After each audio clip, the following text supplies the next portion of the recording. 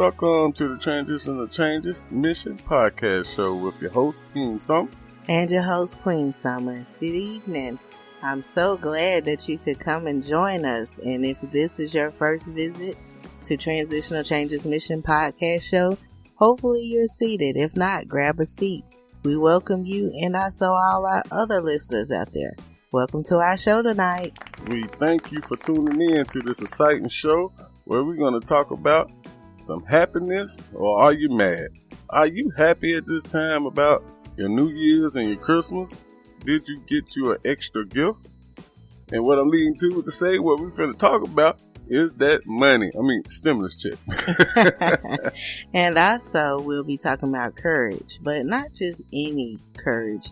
There are different types of courage, ranging from physical strength and endurance to mental stamina and innovation.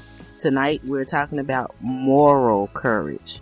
Moral courage is the willingness to take a potentially costly moral action simply because it is your duty to do so, or the right thing to do. It is acting in spite of the personal consequences because of the harm that couldn't be prevented or a good provided to others. Moral courage is what turns moral judgment into moral action. Yes, it do. It's either going to be some good moral or some bad moral.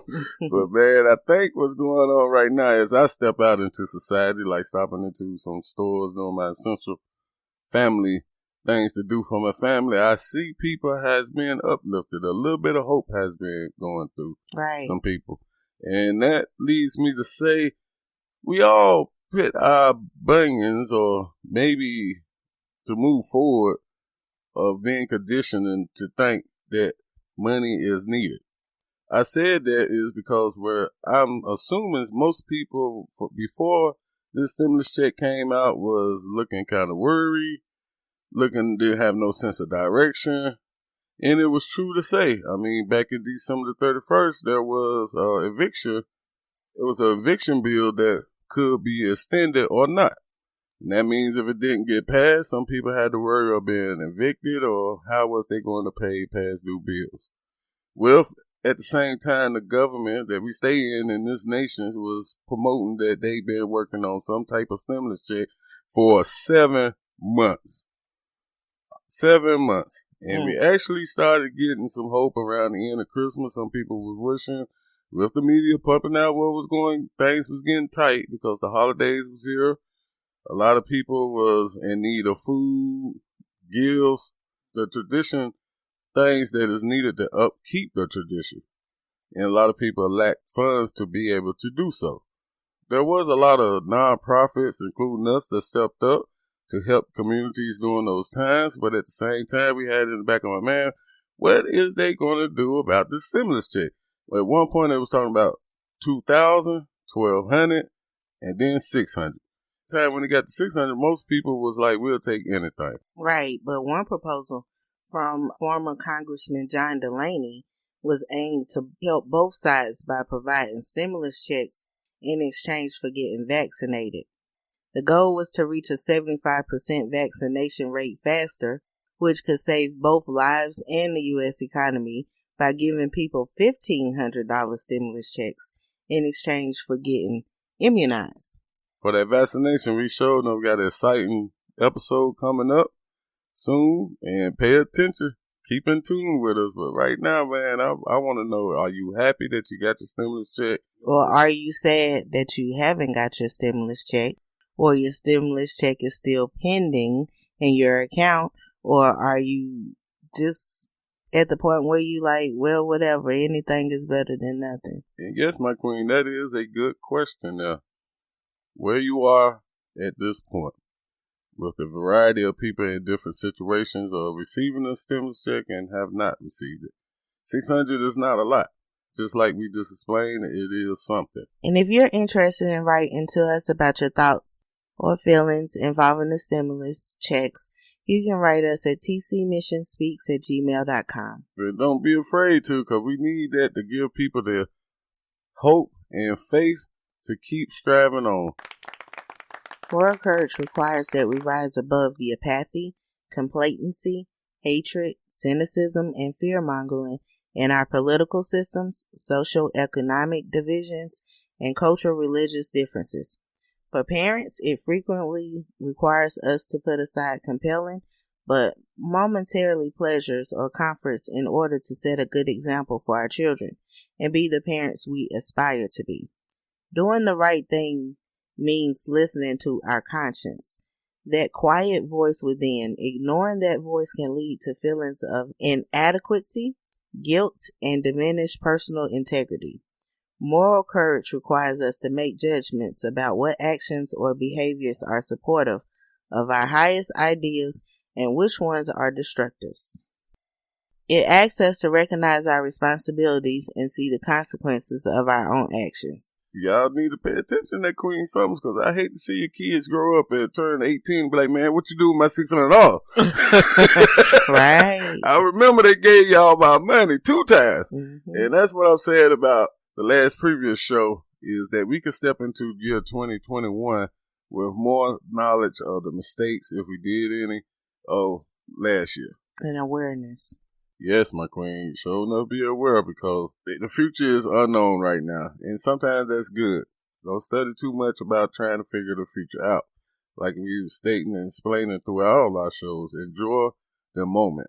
And right now we pray with the help of the government giving you the $600, because with this pandemic, things has changed to a point to where if anybody have a question about the ones that are working and the ones that has been laid off, can't find another job, things has changed. It's not too many job opportunities as it was back as in 2019. With that said, it's least opportunity for you to go out and make independent money. You had people that was out here scrapping, you had people doing independent delivery service, all kind of independent jobs that was taken through this pandemic. And don't make a mistake of the unemployment. The unemployment is just an insurance. Like when you open up a company, you got to have insurance for your employees. That company pays payments to the insurance company to insure their employees. Some states, I think it is 7 states, that backs that insurance claim. And with that said, basically, just to make it short, long story short, that unemployment money is yours. It's not like it's a handout. 100% of unemployment is the ownership of that employer that work. That's why some state says that you have to be employed for 3 months. And think about somebody that has been working for 45 years at a company, 20 years. Things has been wiped out and on the verge of a huge change as far as the employment field go. And as we going through this trial, the government, which I appreciate the help from the government to help you sustain till we get through this huge change. Well, I mean, I look at it like a lot of people have debt. A lot of people have bills piled up. You know, the $600 is not going to pay every bill that is due or, you know, provide every necessity that you need or you feel like you need right at this moment. But it can help you sustain to not be as, how should we say? Spendable, shopping. Right. You know, you thought like over the holidays. Right. And you thought over the holidays about all the things that you could have bought. You know, you took time out to self-reflect. You took time out to think about the new goals in the new year. So now that you have the money or you're getting ready to get the money, stick to your inner voice. Stick to that courage, because courage is about doing what you believe needs to be done, not in the absence of fear, but in spite of it. You might feel disinclined to offer a genuine apology out of fear that the other person will reject it. But courage will help you apologize anyway, because it's the right thing to do, out of respect for the one you hurt or offended. Whether they accept your apology or not is their business, not yours. When you fail to apologize, you're carrying the burden of your misdeeds more than the person you've harmed. So courage requires a step outside of your comfort zone. If you have no fear, you don't need courage. But when something you know you have to do makes you feel sick inside, courage is what makes you do that thing anyway.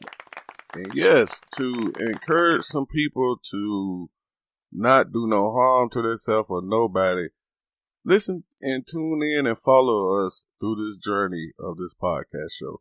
You will hear the struggles of the King Summers and Queen family and struggles of other families. Pray that you hear in a good way of somebody going through something that you might be going through at this time that you think is the end of the world, but it's actually not.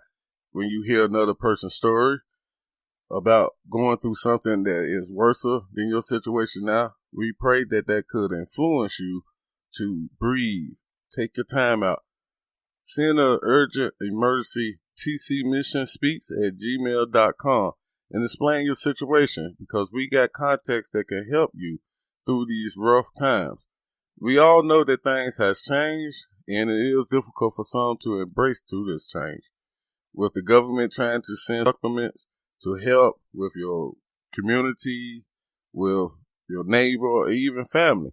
Some people has not been used to the handout or action, or some has not been used to receiving.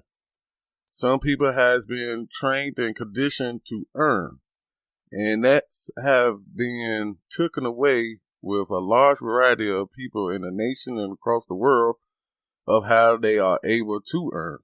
Right. So you take your money, you do what you need to do, and don't be terrified about your choices that you made, because being terrified but going ahead and doing what must be done, that's courage. The one who feels no fear is a fool, and the one who lets fear rule him is a coward. Yes, my people, I might add on to say that EBT, I remember back in the 80s, the paperback, who remember the paperback food stamps? People used to be embarrassed to go in the grocery store with that stamps and purchase the same T-bone steak that the next person got. But when you see in the grocery store, don't look down on that person using the EBT. It is huge now. In fact, in North Carolina, at this point, our system is shut down due to people in need of services, which has driven nonprofits and upcoming nonprofits to help the situation. And the same thing is going on in Arizona, Mississippi, Louisiana, New York, Georgia, Florida, Chicago, California. And yeah, shout out to the Coleman family of Chicago, Illinois. We really thank you and appreciate you for listening to us. And we also like to thank you, our listeners, for listening to us tonight. And we just want to know right now, as we all take the time out and we are thinking about the stimulus and we're thinking about moral decisions, we make the moral decisions based on duties and consequences. When people are condemned for their moral decisions, it is largely because they do not recognize duties or because they miscalculated consequences to themselves and others. Most people calculate consequences in moral decisions unless those calculations are suppressed by passion or anger. Often people neglect to consider duties, especially when consequences to them are significant. Duties arise typically from rights and justice considerations. Jury duty arises because people have the right to a trial by jury, or a moral intervention may be required in order to see that people are treated fairly in a situation. So what are your ideas about moral courage? Your parenting tips to promote it with kids? Or your favorite moral courage story, fact or nonfiction?